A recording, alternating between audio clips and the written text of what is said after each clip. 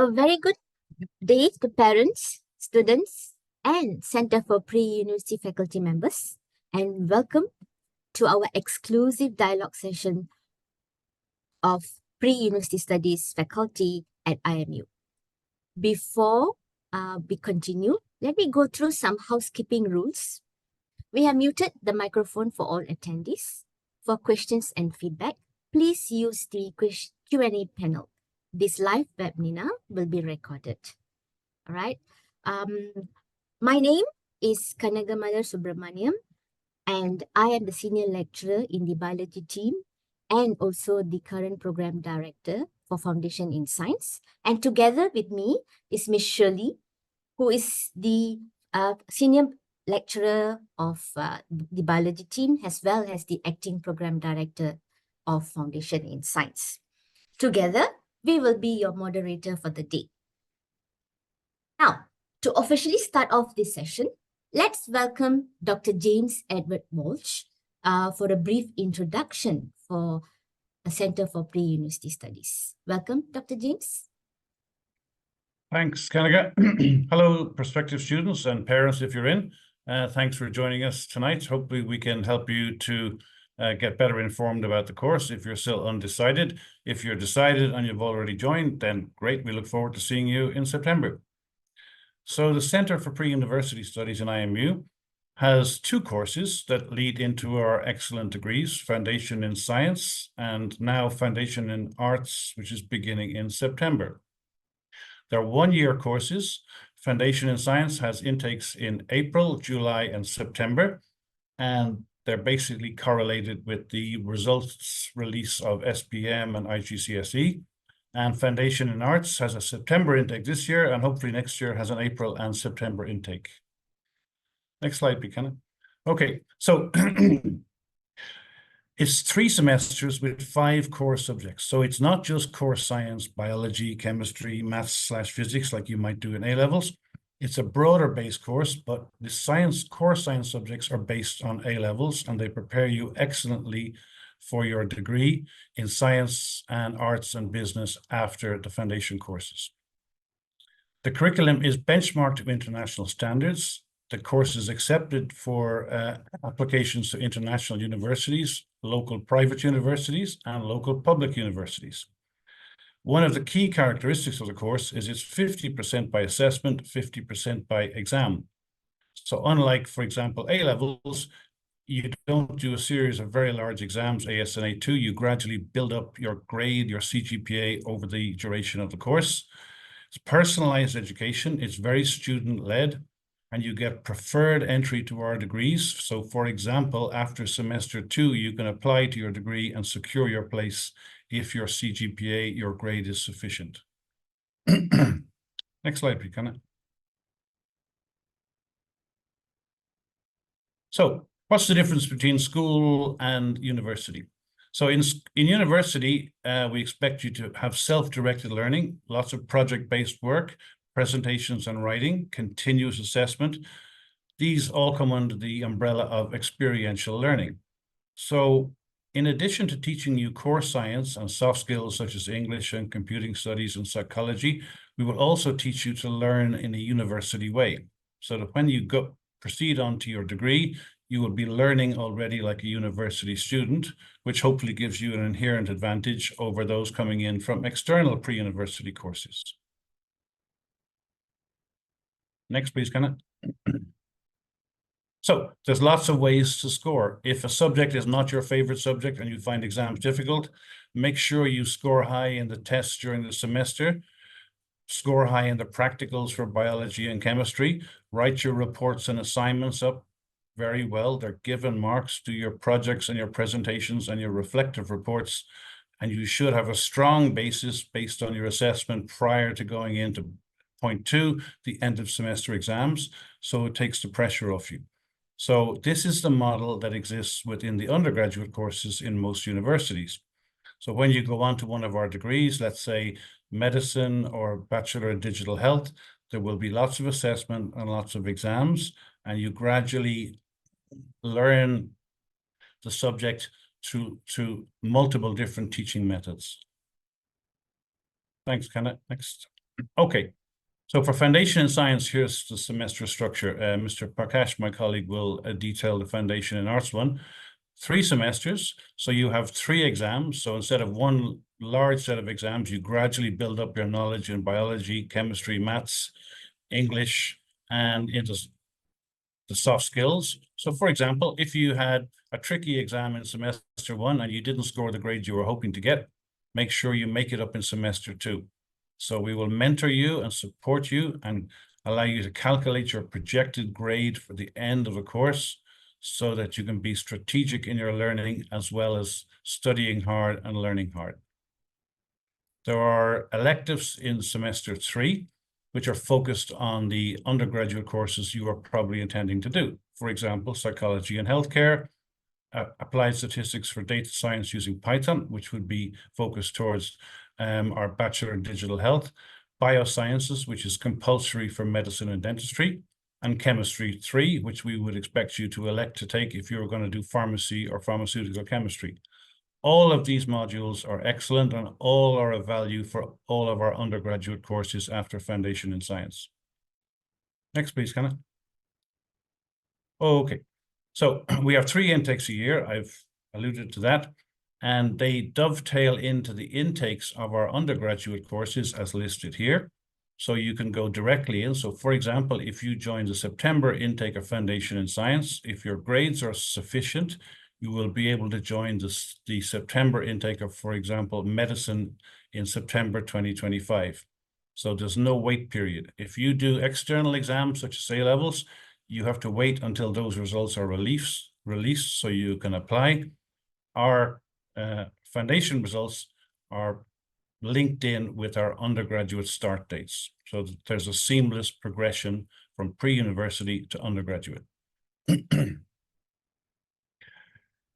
Hopefully, if you're waiting for IGCSE results or you already have your SPM or earlier IGCSE, you do fantastic. If you get 9 A's and above, the fees for Foundation are about 30,000 ringgits. If you get 9 A's and above, you will get a scholarship discount on entry of almost half that, 14,700. And when you go into our degrees next year, either from Foundation in Science or Foundation in Arts, you will get a progression scholarship, which approximates to 50% of the fees you paid. If you got 9 A's, it's all of the fees you paid and Foundation is free of charge. If you got a lesser number of A's, then you will get an 8,000 ringgit discount on your undergraduate fees prorated in the first semester. This is another advantage of Foundation in Science in terms of getting you to the degree and vocation you wish to pursue. Next, please, Hannah. Thanks, Prakash, next. Thank you. Thanks for joining us, guys. Thank you, Dr. James, for your introduction on Foundation in Science. We would now like to welcome Mr. Prakash Madhivanan, who is a senior lecturer and the program director of Foundation in Arts, for his introduction to the FIE program. All right. Hi, everyone. So a very good day to the parents and prospective students. Today, I'm going to talk about Foundation in Arts. So I think most of us will be wondering, like, what program structure will Foundation Arts will be offering for IMU. So if you're looking into the program structure of Foundation Arts in semester 1, we are actually offering you 4 core modules, which comes under the business purview and also the general point of view. That means that we are trying to prepare you for various kind of field. It includes introduction to business, basic maths, English for academic purpose, and computing studies. And also we let you guys to actually choose from these 2 modules that we are offering, introduction to management and introduction to psychology. So this first semester actually prepares you more towards introduction level. So semester 2, we actually go a bit more in depth into the structure. We actually go for basic stats, professional development ethics, introduction to communication, and introduction to marketing. Again, in semester 2, actually, we offer electives in the form of science, technology, and society, and fundamental of finance. And semester 3, we offer sociology and work culture, thinking skills, communication and media, cross-boundary studies. Again, in semester 3, we are offering not only 2, but 3 electives modules where you need to choose one from applied stats, fundamental of finance, fundamental of economics, and psychology in healthcare. Now, this FIA modules are actually designed in a way that there are certain modules where you actually collaborate with FIS students. For example, English for academic purpose and computing studies. And also in semester 3, we do have cross-boundary studies, and we have psychology in healthcare and also applied stats. Moving on. I think most of us will be wondering like what type of scholarship that FIA offers that is going to be different to FIS, okay? So since we are actually coming out with the FIA and this is the first time we're offering, so this is what we are offering you. We're offering you 100% scholarship. That means you are going to get 29,400 ringgit off from your fee. But the best part is that is the fee for Foundation Arts, all right? So for those students who are getting 9 A's and above, this is the benefit that we are giving you. And those students who are getting 6 A's to 8 A's, we are not forgetting you. You are getting 75% off. That is approximately 22,500 from your FIA fee. And those who are getting 5 A's and below, you are completely not forgotten again. You are getting 50% off. That means you are going to study FIA for 14,700. All right. Now, on top of the scholarship that we are providing you, we also provide you progression bursary. That means 29,000, you're actually getting a fee waiver. But when you sign up for our undergraduate program, you get 8,000 on top of this 29,000, right? This is the benefit that we're giving you, students, prospective students. The 8,000 will be deducted during your undergraduate studies. All right. So this is the entry requirement for the foundation program, especially for foundation arts. So English requirement compulsory for admission, but not at the point of application. So you can apply even though you don't have the English requirement. So we require minimum C in SPM, O-level, English or IELTS, okay, score of 5.0. So fret not if you feel like I'm getting C in SPM, you can come in. So if you don't get C, we always advise the students to go for IELTS, and you can get a band score of 5.0 and you can come in. Next slide. All right, FIA intakes, we do have 2 intakes. So this is going to be the first intake where September 2024, in 1 month time, we're going to have our first intake. Now, we might be wondering what type of degree programs that we can actually progress into. We do have digital health, we have psychology, we have nursing, business administration, and communication in health. So we are also having a lot of lineup in future. All right, so we will add up to the set. So once you finish your once you start your foundation arts in this September, so around next year, August, you'll be completing. So there will be a seamless transition into your degree program. Next. Thank you, guys. Back to you. Thank you very much, Mr. Prakash. The scholarships for FIA definitely sounds very interesting. We shall now proceed to some introduction sessions towards our modules that we offer for FIS and in FIA. We would like to start with Miss Nur Aisha, who is the team leader for chemistry. Miss Nur Aisha. Thank you, Ms. Shirley. Good evening, ladies and gentlemen. For the chemistry module, we provide a foundational understanding of chemical science. We cover key areas such as physical chemistry. We also have organic chemistry and inorganic chemistry. Now, all of these courses, which is Chemistry 1, Chemistry 2, and Chemistry 3 will include lectures, we have tutorials, and also practical sessions. And the assessment is divided into 30% for class tests and 20% for practicals. That's in total 50%. Thank you so much, Michelle. Thank you, Ms. Nur Aisha. We shall now proceed to the next team leader, Ms. Raja Suraya. Ms. Hello. Kanna, the next slide, please. Thank you. So Ms. Raja Suraya is the team leader for humanities. She will also be giving introduction for the English-based modules. Hello, hi, good day everyone. So thank you for your time. So my name is Ms. Raja Suraya. So I'm the team leader for the humanities team and also the module coordinator for thinking skills. So this is a shared module for FIS and also FIA programs.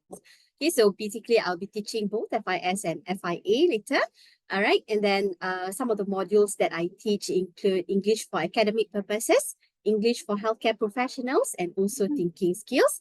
Then there will be also some FIA modules that I'll be teaching. All right. Okay. Thank you very much. That's all. Thank you, Ms. Suraya. Next, we shall proceed to Ms. Saraswati, who will be giving introduction for the biology-based modules. Good evening, everyone.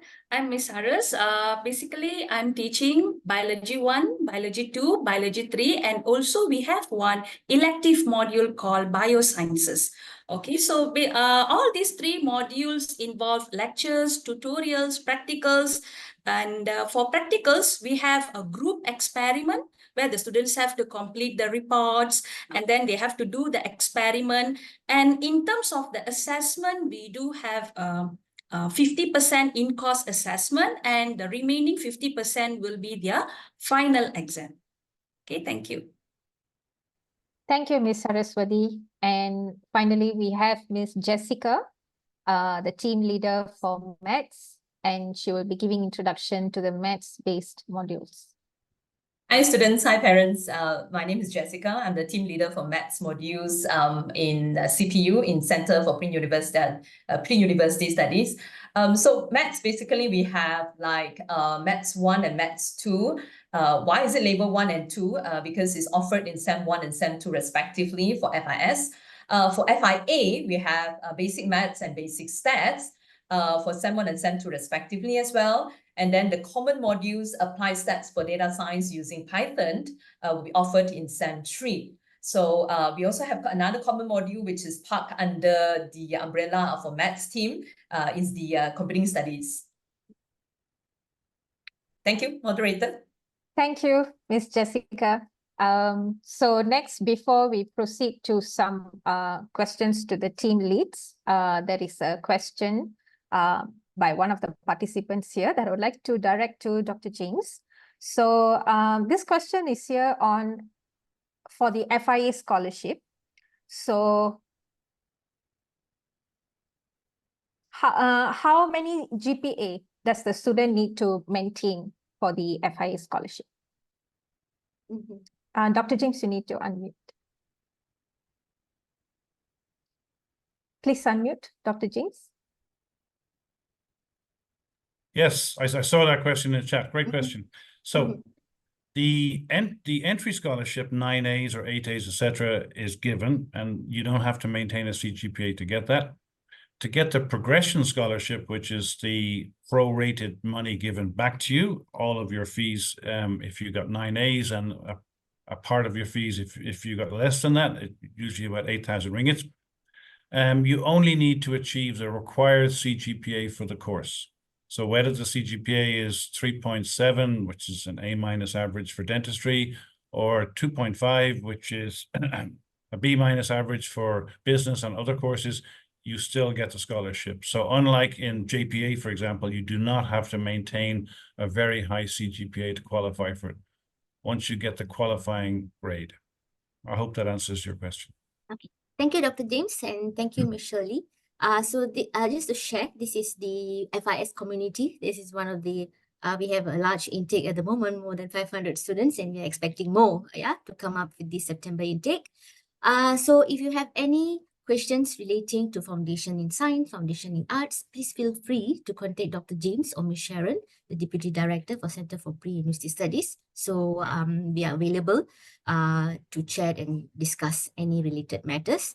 So before we go on to the FAQs, I would like to remind you that you can always log in to www.imu.edu.my for further information regarding not only for Foundation in Science or Foundation in Arts, it's also about all the undergraduate programs that we offer in IMU. Okay, so that is one of the key points of our IMU University. So again, a very important reminder, we have an open day this Sunday, 18th August 2024. So please do register at imu.edu.my to to attend the open day. And we do have interesting waivers, okay, registration fee and also application fee, which could be waived. All right. So, and there's also an interesting talk by Dr. James, Building Your Future, Exploring IMU's Foundation Programs. So please feel free to drop by. So you can also have a campus tour. You can meet the faculty members and, discuss your further future career options. Okay, so that is all. So you may actually scan this, to register for the open day. All right, so let's go on to the Q&A. So we will post the Q&A for lecturers. So the first Q&A, I would like to address to Ms. Saras. Okay, so our biology lecturer. So Ms. Saras, you are the current module coordinator for bioscience module, right? Okay, so yes, bioscience module is something very unique and very different from, when it, what I can see, but a very unique component that is part of the Foundation in Science program. Okay, so could you please share how relevant or important is this module for, the undergraduate programs in IMU? Well, for biosciences modules, so students, when they are progressed to semester 3, they are required to take 2 elective modules out of 4. So having said that, biosciences, like what you have said, Ms. Kana, is one of the unique module, especially for the program, what we call as medicine and also dentistry. Why? Because this module covers the basics of microbiology, which includes bacteriology, parasitology, virology, mycology. Mycology means the study about fungi, and then blood-related diseases. So if you look at these wholesome components in this module, will be very much helpful for the student, especially for the dentistry and medicine. So having said that, we can see based on the feedback that we get, and also comparatively, we can say that students who have taken this biosciences module, our FIS students who have taken this biosciences module seems to be performing better in their undergraduate program, especially for medicine and dentistry, compared to other pre-U programs. And this is an honest feedback from students, they have said that, Miss, we are very thankful for this biosciences module because it's very much helpful for their semester 1 MBBS program. Yes, Yeah. thank you, Ms. Saras. Yeah, actually students has came because I think we are all in the bio team, and students, when they come back to us, say thank you. I know they hate us while there's a lot of things to apply while in foundation, but once they are in the undergraduate, they do really appreciate those modules. Yeah. So what about the biology 1, biology 2, and biology 3? How is it actually helping the students in the undergraduate program? Okay, for biology, we have 3 biology modules, biology 1, biology 2, and biology 3 for every semester, in which they will learn about the fundamental of biological process, like and then cell structure, function of cells, transport mechanism, and then they learn about, when they progress to biology 2 in their semester 2, they learn about the human physiology, anatomy. Yep. They also learn about genetics, which is very much interesting. Yep. So all these basics they will learn in all these 3 modules, and to enhance their students' experience, we also have experiments for all these 3 modules. So they have to these experiments. Probably they might feel, whether I have to do it alone. No need to worry. They have to do it by group. They will definitely do all these experiment by group. And then after they have completed this experiment, they need to do some sort of reports. And then this actually helps the student, help them to think about critically, and also it enhances their problem solving skill. Yeah. And I just want to highlight one more thing about this experiment part. I must say that some students, like those who are from SPM, IGCSE students who have completed, they might not have enough or sufficient hands-on experience handling microscopes. Yes. So here for a few number of experiments, we do teach them how to do how to handle the microscope, which is very much useful for their undergraduate studies. Yeah.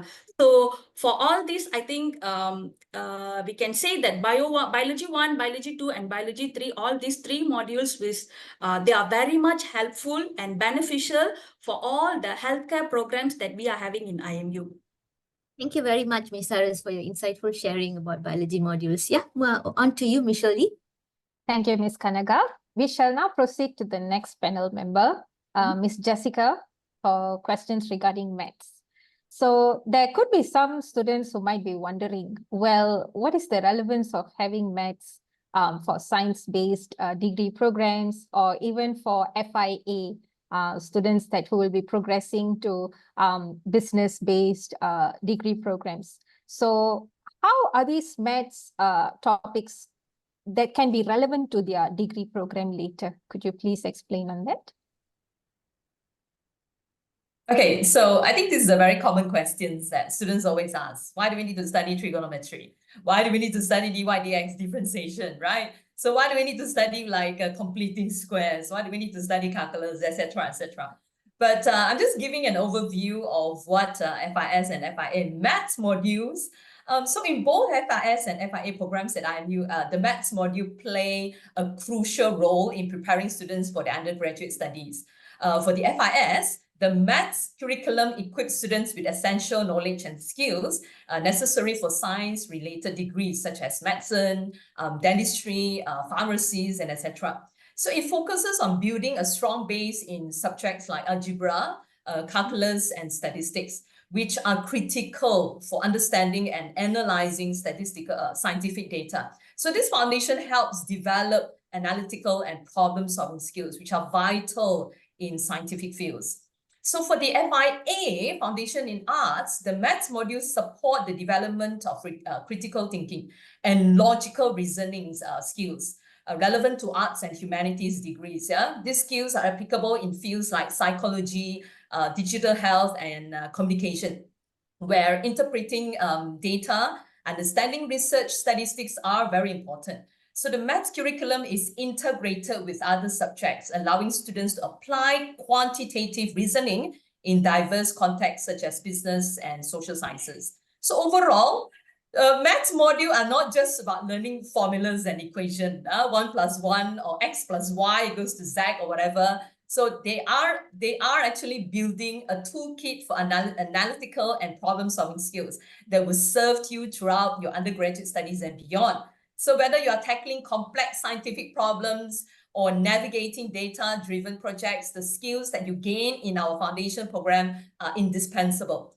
Plus, mastering this maths module will also boost your confidence, right? Transforming any maths anxiety into a sense of accomplishment and readiness. So whether you are a maths lover or beginner with numbers, our FIA and FIS programs are designed to meet you where you are and help you bridge any gaps, ensuring that you are not just surviving, but succeeding in your undergraduate studies. So in short, our maths module are your best friend on the journey to academic success, ready to support you. Thank you. All right. Thank you, Ms. Jessica. I think that clearly answers. Shirley, can I add to that? A great answer, Jessica. Yes, sure. Just broadly speaking, at the moment, science on Earth is taught through English. It used to be taught through Latin, or it used to be taught through Arabic. So English is essential to learn science. In order to learn physics, you need mathematics. In order to learn chemistry, you need physics. And in order to learn biology, you need chemistry. So all of the modules are part of a sequence that is that all fits together. So, for example, if you neglect your English and your English is not very good, maybe your maths and chemistry will be okay because they're equations based, but your biology grades will suffer because you have to express it through language. So all of the modules on the course, and this also applies to Foundation in Arts with Mr. Prakash, you can't do economics or you can't do accountancy, etc., without having math skills. So they're all part of a whole. Thank you, Dr. James. Okay, we have the next question to Miss Jessica as well. That's regarding to maths. Well, there are a lot of students who are actually quite worried that they don't have a foundation in AdMaths. So, you know, that they may be wondering if I don't have a foundation in AdMaths, will I be able to catch up and cope with the syllabus in FIS or FIA? So will it be possible for them to cope? Okay. Okay, frankly speaking, I myself, from my personal experience, I'm not an A student in my maths, also in my secondary schools, to be honest, okay? So, but practice makes perfect, all right? So I'm sure that many students feel worried when about their ability to cope with the maths syllabus in our FIS or FIA programs, especially if they struggle in maths or AdMaths during their high school studies. But fear not, you don't need to be a maths wizard to succeed here. Prior knowledge of AdMaths is definitely not required, okay? So we have a dedicated team of experts of maths lecturer who are as patient as they are knowledgeable. They are always ready to offer help and assist you and support you whenever you need, yeah? So feel free to reach out whenever you need a hand.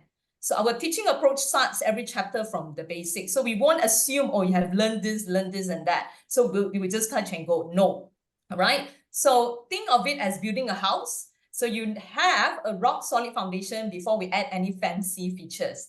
By mastering the fundamentals, students will be better equipped to tackle complex problems with confidence.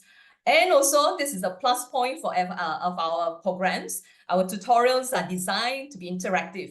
What does that mean? Meaning we have video solutions embedded in each tutorial. So if you find yourself stuck on any problem, you are just one click away from a solution. Like having a maths genie in your pockets, all right? So to further aid your learning journey, our eLearn portal offers comprehensive and easily accessible study material. And we are also committed to ensure that every student has the resources and support needed to succeed in maths. With our structured support system and the focus on foundational teaching, students who are generally weak in maths can still do well in our foundation programs. Remember, it is not where you start, but where you finish, and we'll be with you every step of the way. Thank you. I think Thank to you, add Miss- on to Miss Jessica, sorry, Miss Shirley, to add on to Miss Jessica, so I think students need to understand that we have 50% of in-course assessment and then 50% is the final. So these in-course assessments are there where they have class tests, you know, that is where you have the tutorial questions, and all these are different way of how it's going to end up in the end. So, you know, once students start from the beginning, you know, they embed themselves in that 50%, I think it's going to be a more smoother journey, right? Okay, thank you, Miss Jessica. Yes, all right. Thank you, Miss Jessica. So I think that clearly explains, I mean, even though you do not have a good base in AdMaths, there are plentiful resources that's available to be able to help you cope with that. Right. There was one question in our Q&A section, and it has been answered, but I think it's quite interesting that we can answer it live. So this question where this attendee asked if he or she can still apply for FIS if they haven't done physics at IGCSE level. So if you actually have biology and chemistry, you can actually apply for foundation in science. But if you wish to progress to degree programs such as dentistry or pharmacy or medicine, physics at IGCSE is a prerequisite subject. So, which means that you still can enroll yourself into FIS, but before you finish that program, you will actually need to register as a private candidate to make sure that you attend that paper, and then you get the results before you get enrolled into that respective degree program. Yeah, so hopefully Shirley, Yes. can I add on that? We have many Yes, students who definitely. join us who don't have 3 science subjects. You only need 2 science subjects plus maths or AdMaths to go to most of our degrees. But as Miss Shirley said, medicine, dentistry, pharmacy, you need to have 3 science subjects and maths Bs in all of them. We have many students who join us who repeat their SPM and or IGCSE or take IGCSE physics for the first time or SPM physics for the first time and are successful. In addition, if you're an SPM student and let's say you didn't have physics, you can choose to take IGCSE physics and or SPM physics. So it's pretty broad-based and lots of students are successful. But when you apply, if you don't have physics, for example, or any other one science subject, you can't apply for foundation saying you're going to proceed to medicine because you're technically not qualified. So the admissions team will put you down as applying for biomedical science. And then when you hopefully fix the physics and get a B in it during your tenure in FIS, then you can change your chosen undergraduate to medicine, dentistry, and pharmacy. So it can be done and it's done frequently. Thank you, Dr. James. Over to you, Ms. Kanaga. Okay, I think I would like to pose this question to Mr. Prakash. I think it's a very interesting question, Mr. Prakash. There's a question by this attendee who is eager to know. Okay, I think the student wants to continue into nursing. So how is it going to be? How do you think the student will be able to cope? From foundation in arts into nursing. Okay. Can you help us elaborate that? Thank you, Ms. Kanaga. All right, for this student, I think when we actually designed the program structure for FIA, we actually consulted with the nursing team. And what we actually found out is that whatever we are teaching in our FIA's program structure, it's enough for them to cope with the nursing program. And also we did our own study with those students who actually came from art stream students who actually finished their foundation arts elsewhere. And currently they're studying in degree in nursing, and they're actually coping very well. So I think the mentality that students should come in is like, maybe they should focus on what's we are having in class. And if their focus is not distracted and they actually can focus in their study, I think they should be coping very well with their nursing program. It's just that we need to understand that there might be certain constraints that students are thinking that we are not from the pure science background. Okay, but as long as what we have conducted the study and everything, we found out that students can really cope very well with the nursing program. So still with you, Mr. Prakash. So what are other courses that students can go from foundation in arts?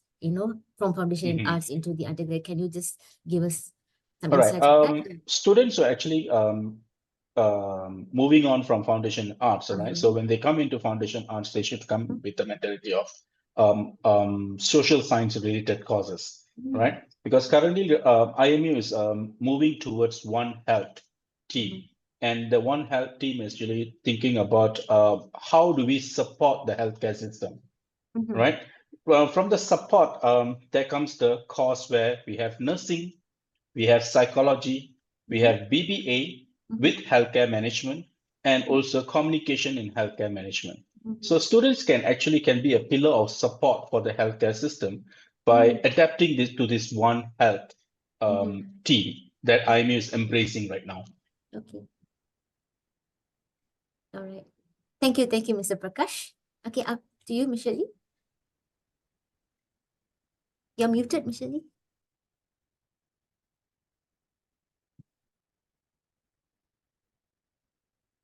You're muted, Michelle Lee.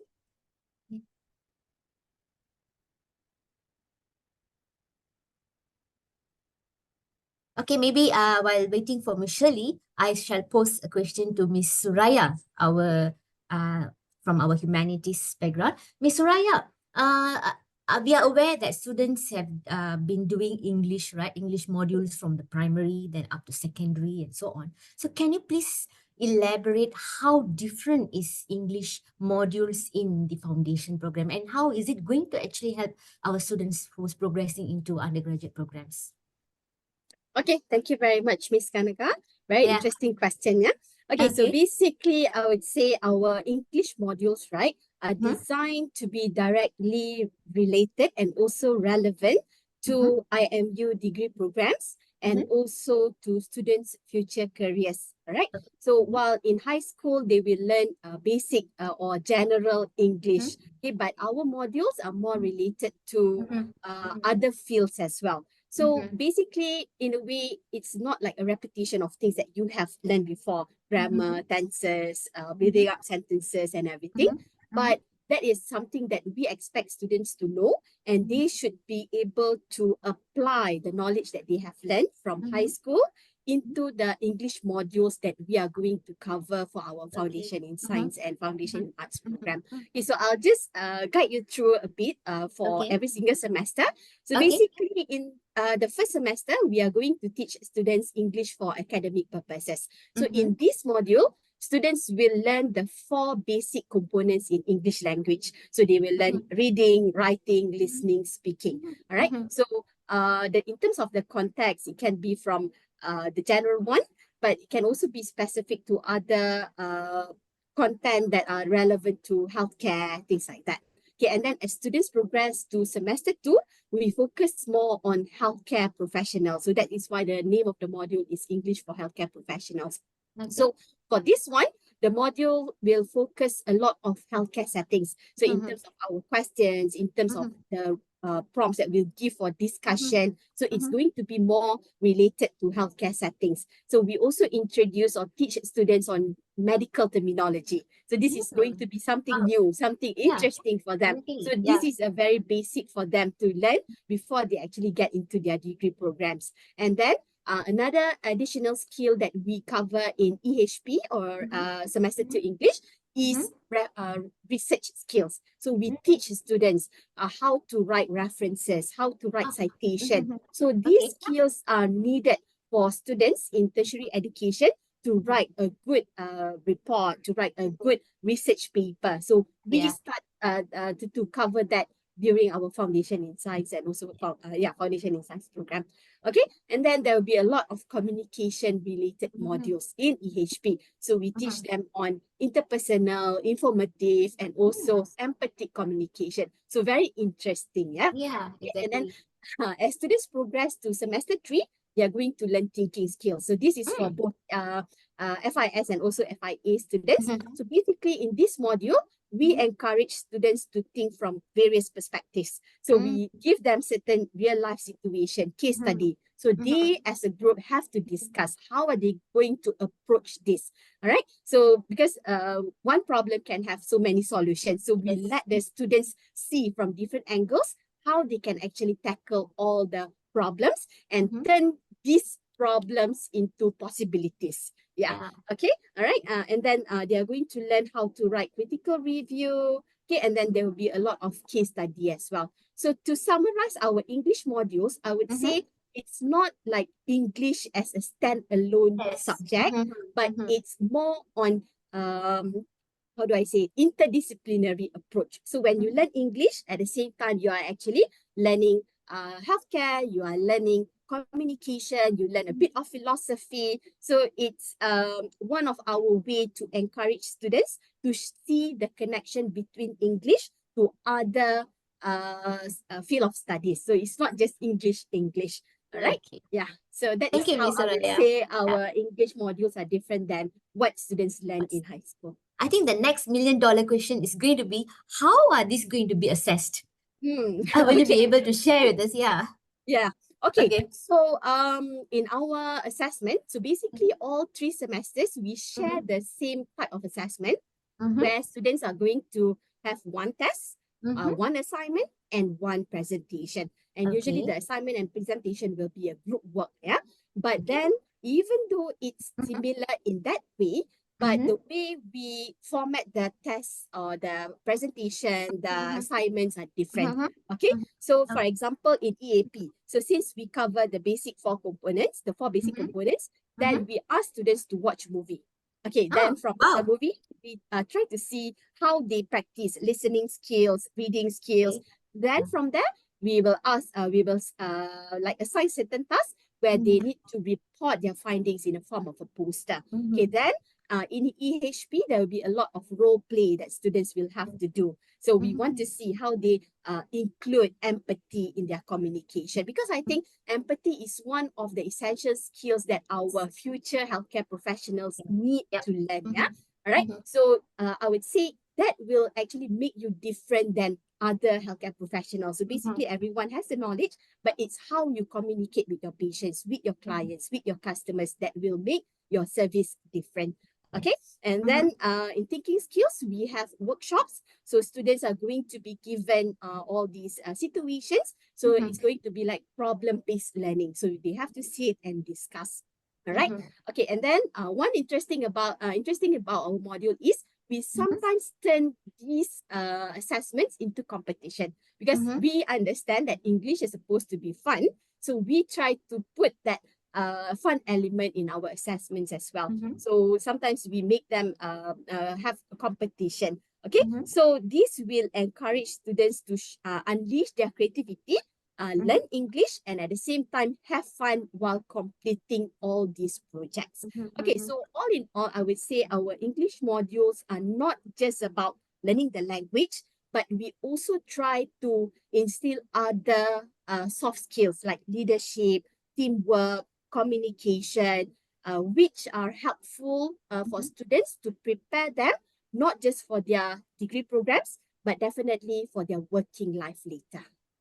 Thank you, Ms. Soraya. So back to you, Dr. James. I think I would like to address some of the Q&A. All right, so can you please brief us, maybe the audience, on how's the intake for our September intake at the moment? And I think we are all aware that IGCSE results is going to be released soon, which is next week. So can you just give us some basic knowledge about, the basic qualification or the requirement that's needed for IGCSE students for application and scholarships? No problem. I'll clear up some of the questions as quickly as I can because there are many. So is there full scholarship for a degree? If students score, yes, there is scholarships for a degree. They're quite competitive, but foundation students do very well in them because of what Ms. Sue said about us teaching you lots of expression in English and how to express yourself and speak publicly. So there are scholarships. They're not bonded, unlike JPA. For medicine, there's about 1 or 2 per intake of 200 students. But as I say, the foundation students do well in it. Tunesh asked, I think I know his or her daughter, they're doing an internship from Sri KDU.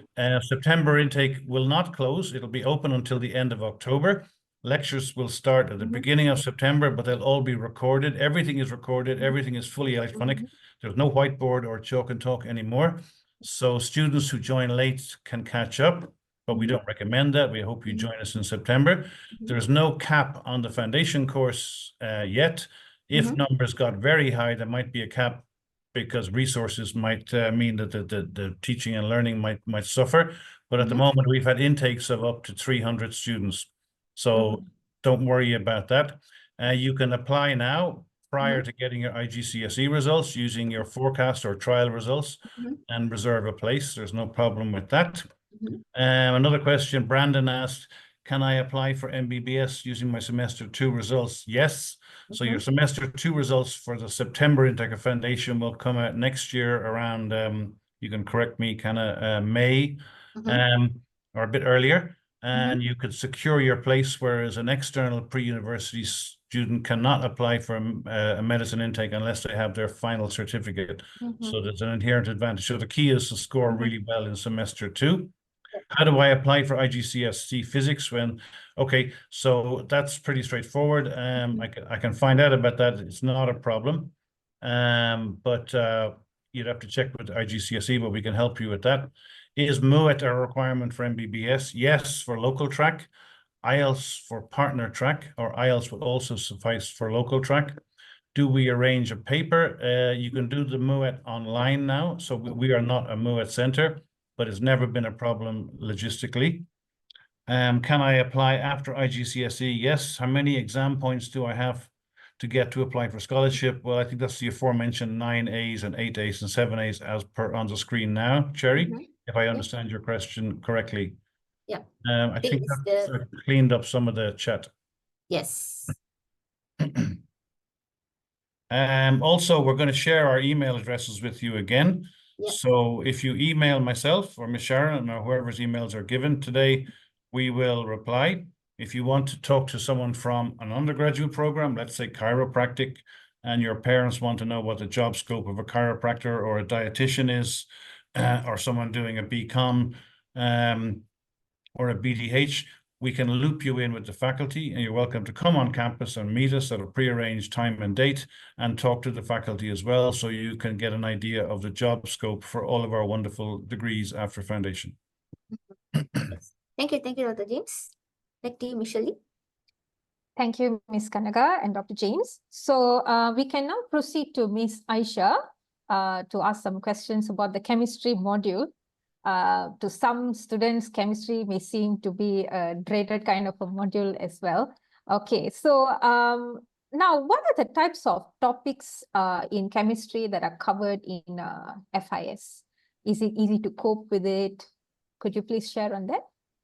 Thank you, Michelle. So basically, for chemistry, we will cover the three basics aspects of chemistry, which will be the physical chemistry, organic chemistry, and also inorganic chemistry. So for example, for semester 1, you'll be learning a few types of topics. For example, measurement, we have atoms, molecules and ions. We have calculation-wise, which is stoichiometry. We'll also be teaching new topics, which is the atomic structures and electronic configuration, which I do understand some students have learned in school, but we'll teach again.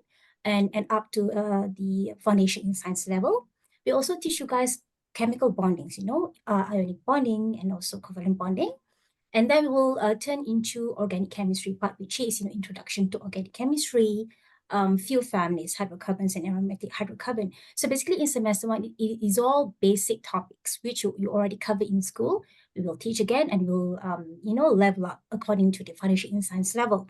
But when you come to semester 2, it is more towards, new topics which will require prior knowledge in semester 1. For example, thermochemistry. We also have some organic chemistry topics, which is the halogen derivatives, organic mechanisms. And then in semester 3, we'll be teaching inorganic chemistry, which will cover some parts of it. For example, periodic table, periodicity, states of matter.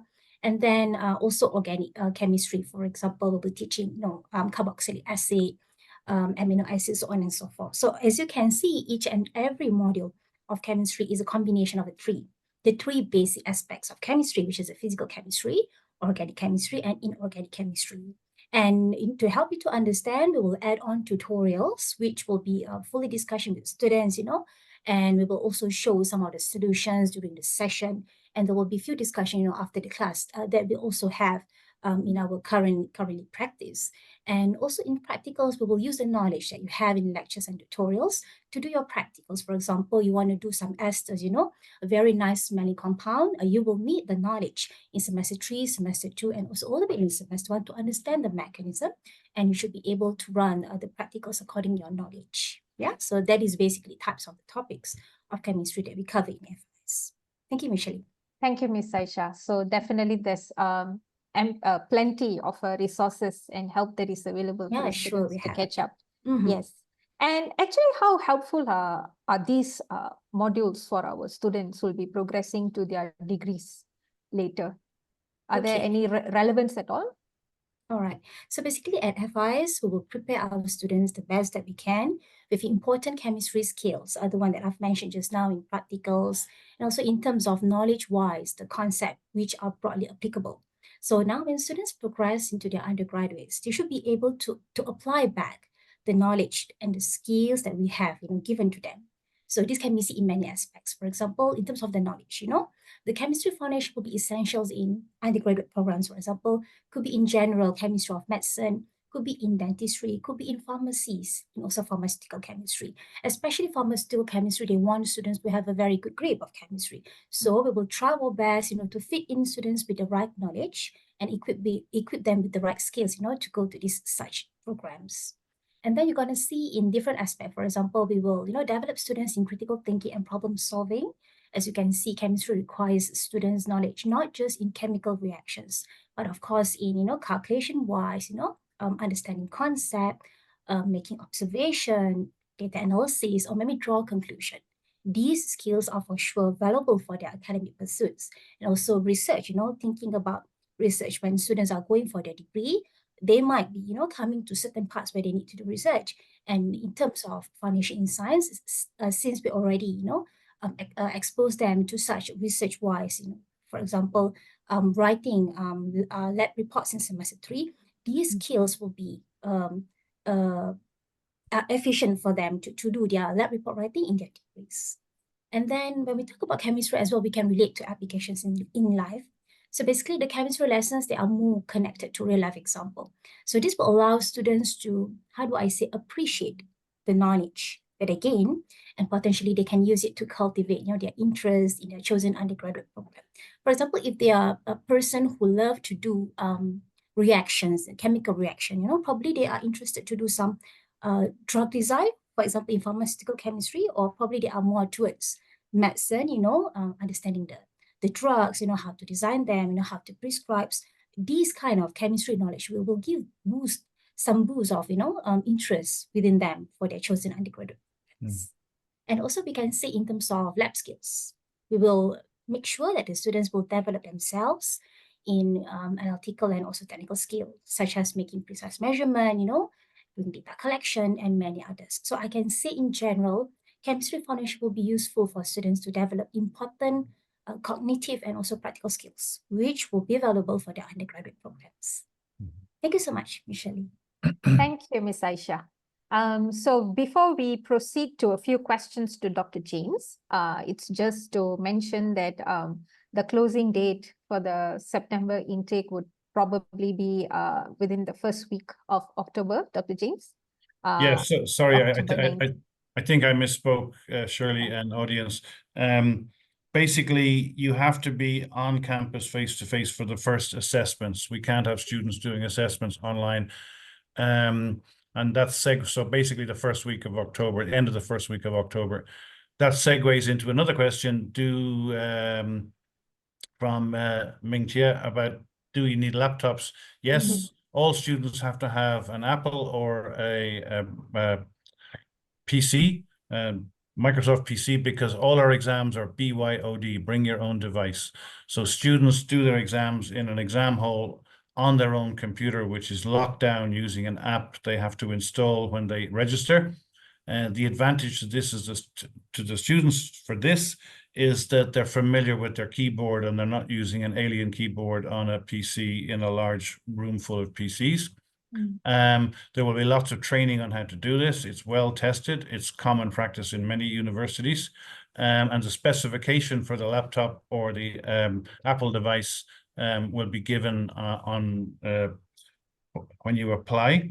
I lectured this week in physics and I looked at the students and everybody had electronic devices and they were writing on their notes with stylus or whatever technique they used. I couldn't see any students using paper notes at all, but you can if you want, but it's fully electronic. And then just an extra question, someone asked about their nephew who's in first semester of foundation in computing at Taylor's College. He's got IGCSE physics, chemistry, and biology, and I assume maths. If he wants to change to IMU, FIS, is it possible? Yes, totally, subject to a review of his grades by the admissions department, but we have many students who joined us from other courses because they have a change of mind about their future discipline. I think it's also the visa approval that matters, right, Dr. James, because it's an international student from Myanmar. Okay, sorry. Yeah, yes. Yeah, so in the case of international students, the reason we stay open for about 5 weeks after the first week of semester is to allow the visas to be processed. Yeah. It usually works. Sometimes it's not. We're at the mercy of the national EMGS system, and Mr. Sebastian, who's present here in the background, and his team do a lot of work for them. So you can join online, in this case from Myanmar, but you need to get here by the date of the first assessment if possible, because otherwise you'll have to defer that assessment and the risk to your grades goes up. You can also join late, but we don't advise someone joining 5 weeks late because they have a lot of catching up to do before the assessments in week 5, but it is technically possible.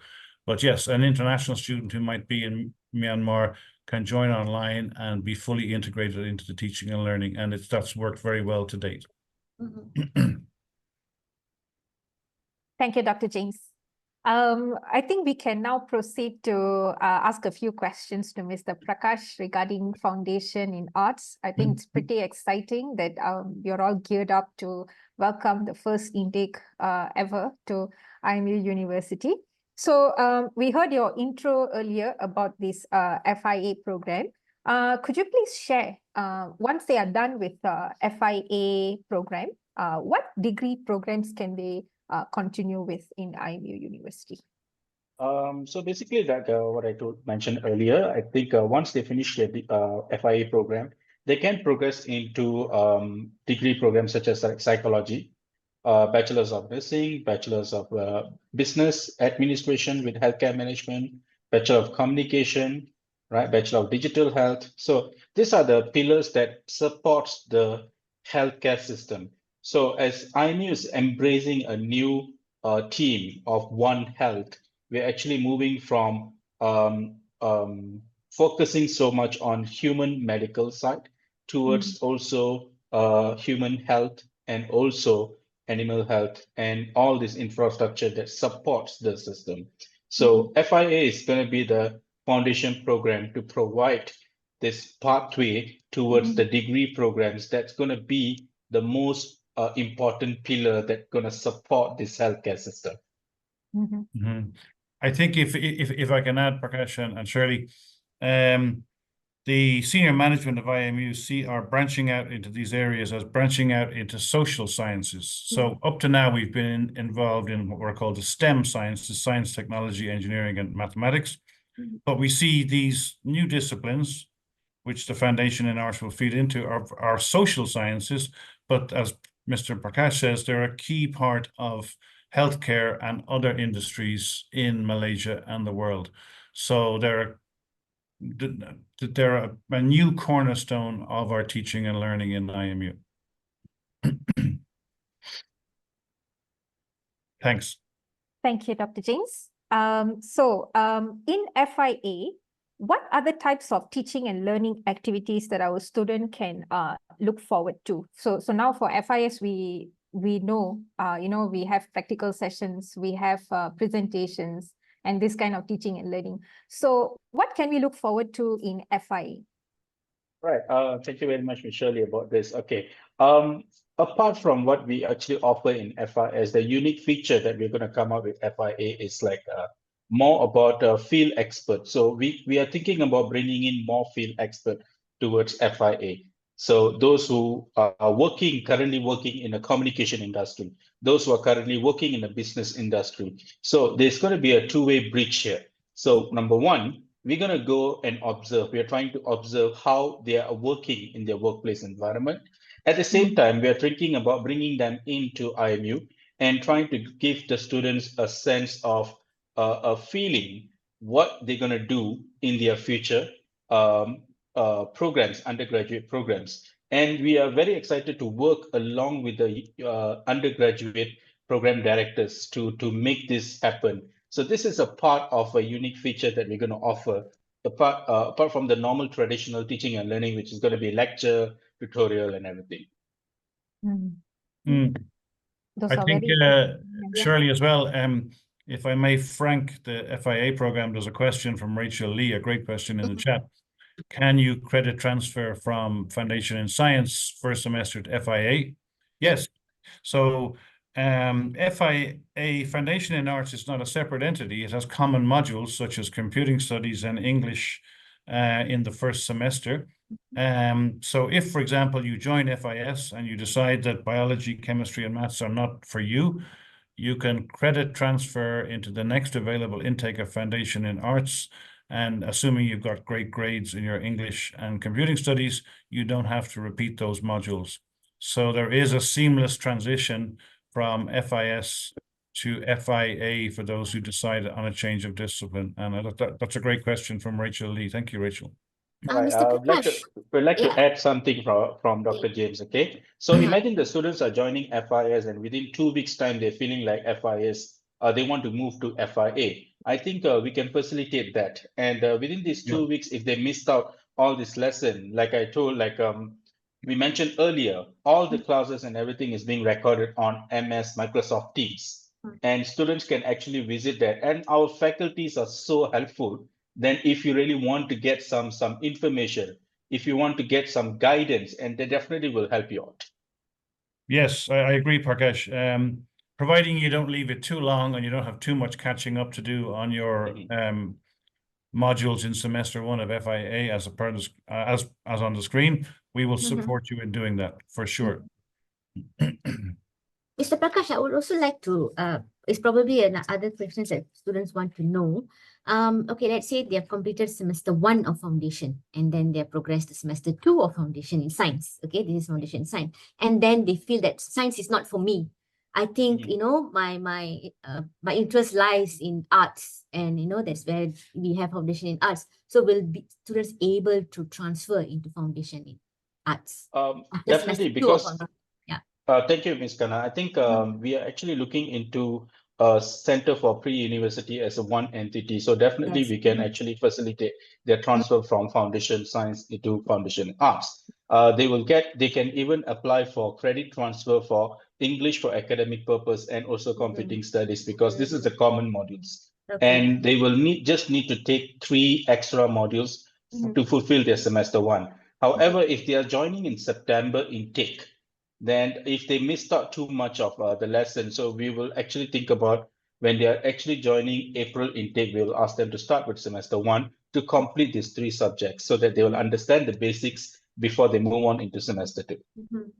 All right, thank you, Mr. Prakash. So nothing goes to waste. I mean, if they've still progressed with foundation in science and you feel, you know, it's not for me, foundation in arts is there, right? Okay, thank you, Mr. Prakash. All right. Back to you, Shirley. Thank you, Ms. Kanaga. So there is one interesting question here. If the subject grade is not satisfying, is there a chance to resit the paper? Okay. So how do students handle that? So perhaps I would like to direct this question to Ms. Jessica as the assessment coordinator. I think she'll be the right person to answer. Okay. Thanks, Shirley. Okay, so if you're not doing well, I think the first thing is we're going to scold you because everything is within your control, then you must do well, okay? So if, let's say, unfortunate things do happen, so is there a chance to resit the paper? Yes, there is. But resit chance is only for those who fail, not for you to improve your grades. So resit paper are available immediately after your it's not immediately, I think about 1 week after you the first exam, end of semester exam results release. But immediately after the exam result release, so don't get too disappointed with it. So look forward to remedial classes. So we will be offering and conducting remedial classes. So for if you are failing, let's say maths subjects or maths module, so there will be maths remedial classes offered for that particular 2 hours class online. So you can attend the remedial class before you go for the resit exam.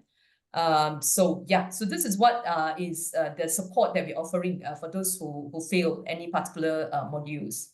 Yeah. Thank you, Shirley. Thank you, Ms. Jessica. So I would like to ask the next question to Ms. Noraisha regarding chemistry. So there could be a lot of students who are weak in chemistry. And as you mentioned, there are a lot of resources. But apart from that, is there any way that the students can be supported if they are weak? Thank you, Michelle, for the question. So, chemistry lecturers, we totally understand, you know, how struggle it is for some students. And I personally, on the side note, I also one of the weak students before in chemistry, and I totally understand it is so not easy for, you know, us who are weak in chemistry to be good in chemistry, especially in FIS. For students who are struggling, we will try our best to advise them by reaching us for consultation sessions, or probably after the class, we can have further discussion. And we really want to see our students go proactive, you know, to be good in chemistry and not to have those fears in chemistry. And by doing this, I think it will really help us to understand their challenges and concern. And we also encourage students, you know, to do our extra tutorials on eLearn portal, our formative assessment. You know, they can also go to external resources on the eLearn portal, and also our recommended textbook that we have listed for them. Or probably they can go to the libraries, you know, get some good books, textbooks, you know, go in between shelves to find some good questions for them to do the practice. And we also have, you know, supports from the academic mentors that, you know, will enable us to understand their problems as well. So these are the supports that we can give to our students who are, weak or maybe struggling in chemistry. Thank you so much, Michelle, for the question. Thank you, Ms. Aisha. So, Dr. James, there is one interesting question in Q&A here. Student says that he has heard that MBBS is quite a tough course. Okay. So do you have anything to say about that? Okay, I'll answer that. The Foundation in Science course, which prepares you for MBBS, is not easy, it's not difficult, it's intensive. Is it as intensive as MBBS? No. Is being a junior doctor at 3 in the morning in a hospital somewhere in Malaysia as intensive as MBBS? Yeah, much more so. So we teach you tenacity. The reason the IMU courses, all of our courses, but MBBS in this case, are the way they are in terms of their intensity and their cost, is that there's significant evidence that they added value in the rigor of the IMU teaching is vital to students. I have spoken to doctors who go to who are engaging housemen to join them for the day, and they will go into the area where the housemen from various medical universities are waiting to be called up to do some procedure. And they will ask, who here is from IMU? And the students put their hands up and they will say, you guys come with me. I've spoken to doctors in the healthcare sector here and in other disciplines in Malaysia, and they said when an IMU student walks into an interview, they clearly stand out. And back to what Ms. Sue was saying about soft skills and teaching you to express yourself and be self-confident, this is very important. So the holistic education of IMU is very important to your future success in career. Brandon, what is the percentage of students who need to do research papers? It depends, Brandon, on what course. In the case of Foundation, it's quite low. Maybe in the first semester, 10%, and most of those will make it through, and then they have to do a repeat semester. The reason students have to do a resit paper are twofold. One is they are weak in sciences and they didn't get the support teaching they needed. And two is their work ethic. They did not work as hard as their peers. But we've had students who've joined the program. I'll give you an example of one of my mentees who did her SPM in 2001, and she went to work in Japan for 20 years, so she hadn't done science for 20 years, and her work ethic was amazing, and she got A minus. So as Miss Jessica alluded to, it's about hard work and studying and doing what you're told and understanding the notes and being able to do the tutorials and the problem solving. So yes, is it easy? No. Is it difficult? No. Is it intensive? Yes. But if you step up and do the hard work, you'll be a success. Thank you, Dr. James. Over to you, Ms. Kana. Okay, I think I would like to also share a very important program that we have in Foundation in Center for Pre-University Studies. Okay, we have this session what we call as Look-See Feel sessions. Okay, so a bit about Look-See Feel sessions is where, in semester 1, students will be briefed about all the undergraduate programs that is in IMU. Okay, so that, students are aware of, what can I do after Foundation? Right, and then it's when moving on to semester 2, that is where they will actually will have hands-on activities. For example, what does actually a pharmacist do? Right, so that is where they will actually do. I've actually seen students doing drugs. They actually create capsules, medications, and those who who wants to be a doctor, you will have a vibe of how being a doctor is. They will be actually in the CSSC Center for CSSC, which is our Clinical Simulation Center, handling all whatever samples that they have, with the modules. So that is where students get the hang of what the undergraduate students do. Okay, if you want to be a chiropractor and you do not know what is actually has a chiropractor, so that is where you get those experience. Okay, so this has actually helped students to build up their confidence and build up, their career pathways. So this is one actual strength that is in Center for Pre-University Studies in IMU, the Look-See field sessions, where we actually, that is where you may ask me, do students, attend all the sessions? We do encourage them, okay? Even though they have fixed their mind that I want to only be a pharmacist, I want to be only a MBBS student, a graduate, right? So we do encourage them to attend all sessions, because you are going to be a professional in a setting where you're going to be an interprofessional. That means you're going to work together with other professionals. You're not going to work alone. So you need to know what is actually the others are into, right? So this is the Look-See field sessions. Yeah. Okay. Thank you, Miss Shirley. Thank you, Ms. Kana. Okay. So there are a few questions here. Maybe I can direct it to Dr. James again. May I know, once we complete FIS program, can we apply for local university to pursue degree program as well as overseas university? Yes, on a case-by-case basis. IMU's foundation course is the only local private university foundation course that's accepted by public universities. We've had students go to medicine and dentistry in UM, UKM, and UPM on a case-by-case basis. They've also applied directly to universities in Ireland, where I'm from, and the UK, and in Australia on a case-by-case basis, and they've been accepted. So the answer is the acceptance of FIS is in IMU is quite broad now. It depends on the situation on the ground. Obviously, if a foreign university has an oversupply of, say, A-level students from their local students and schools, then they'll probably fill it up with that. But the answer is, in principle, yes. Okay. Thank you, Dr. James. And there is another question here. Besides academics, is there any requirements for co-curricular activities participation for undergraduate degree? Do they have to be involved in co-curricular activities for them to pursue into their degree? Well, we encourage students. We have lots of co-curricular activities, and we encourage students to have a good work-life balance. University shouldn't be all serious and all study. There should be a social dimension, sports, etc., and so forth. Also, if you're applying to a course like medicine or any other course which might involve an interview, they will ask you what ECAs you did, co-curricular activities.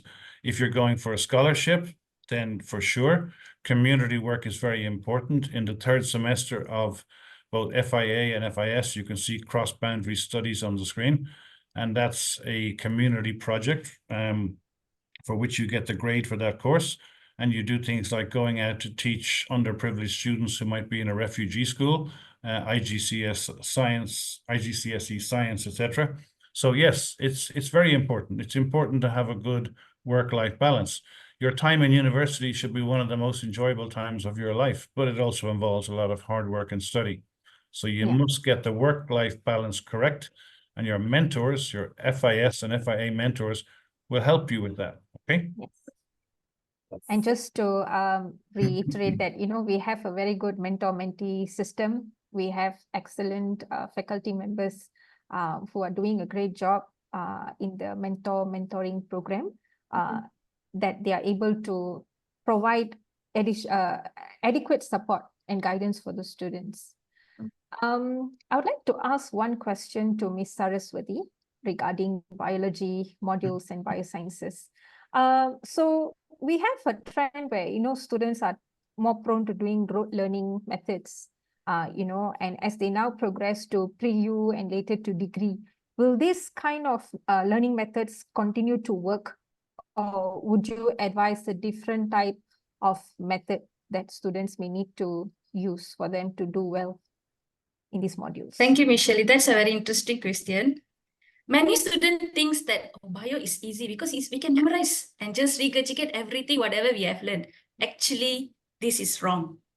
Before you memorize, you have to understand the concept. Like recently, we have students like, they come, Miss, I can memorize everything, but when it comes to diagram, I don't understand.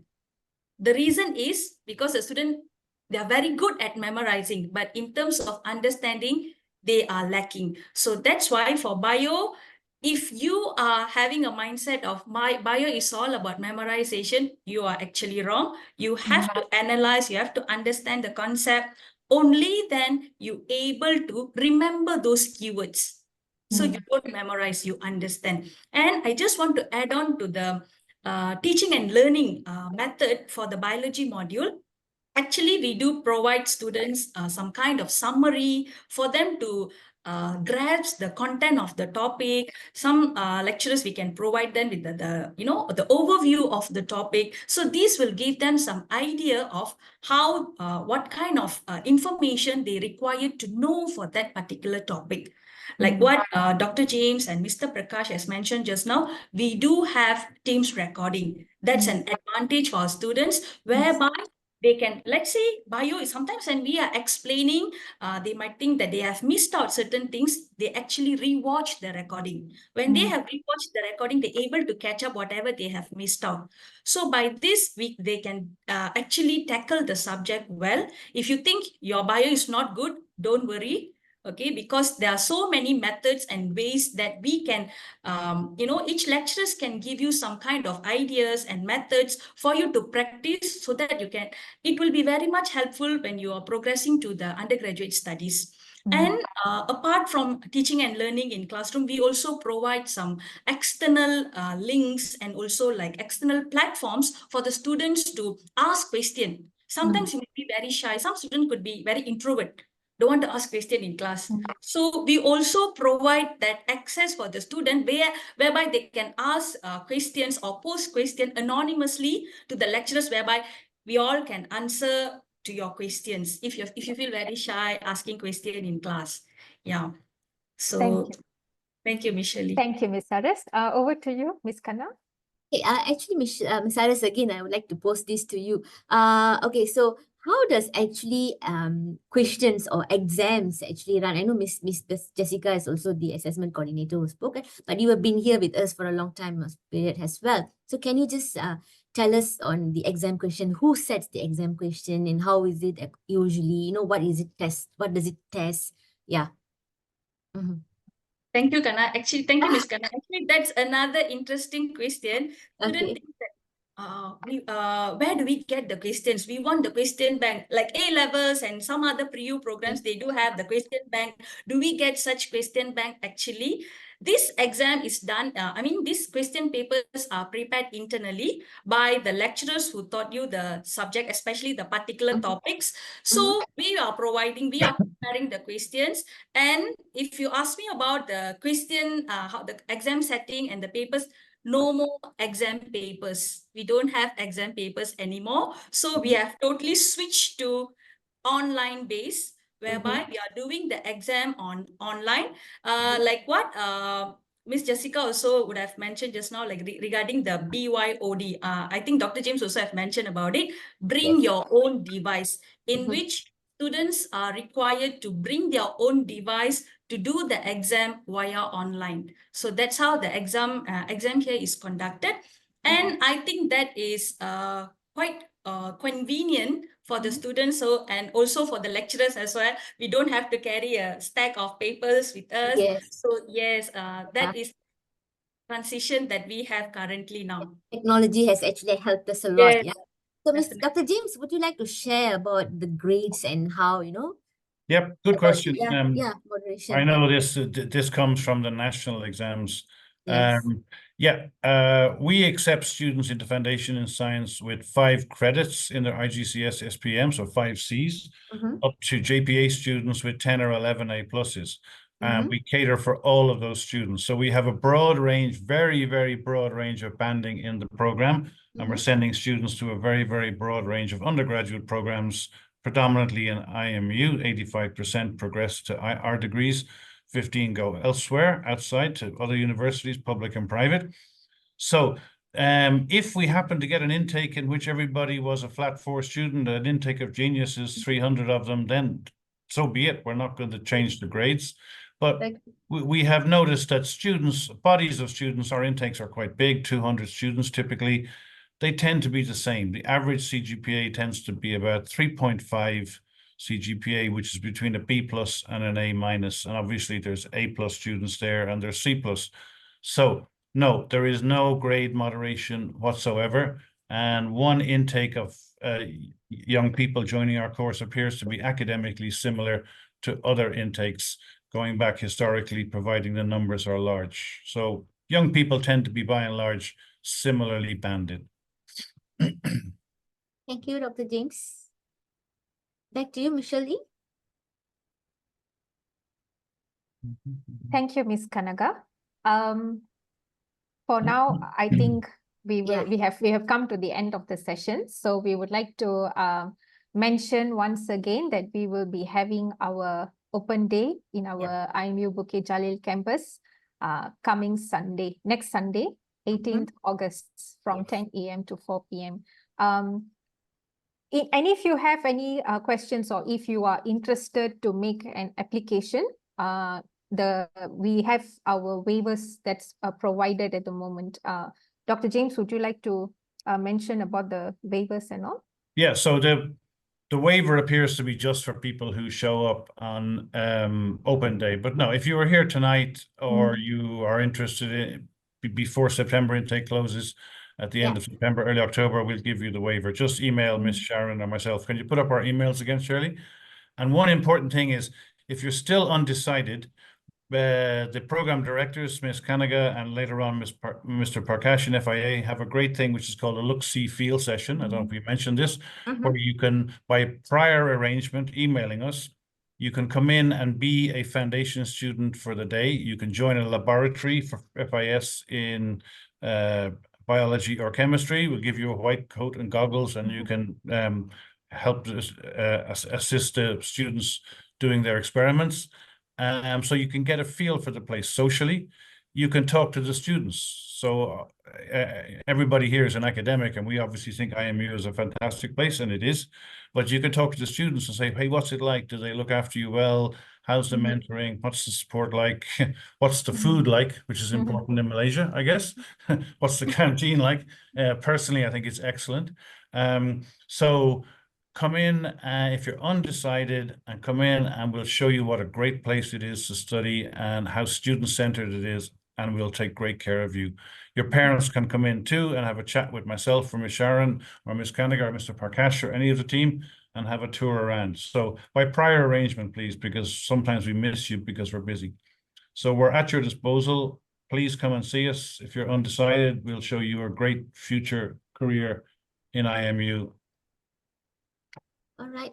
Thank you, Dr. Thank you, Dr. James, and thank you everyone for joining us today. So don't forget, okay, we have an open day this Sunday. Please, you can actually scan here for more information, or you can log on to our website, www.imu.edu.my. Yes, Michelle Lee, anything else from your side?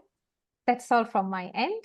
And thank you all for attending our session and for posting very interesting joining us, questions. and thank Hope to you. see you soon. Looking forward to seeing you all soon. Yeah, Thank you, everyone. Hope to see you soon, guys. Bye. Bye-bye.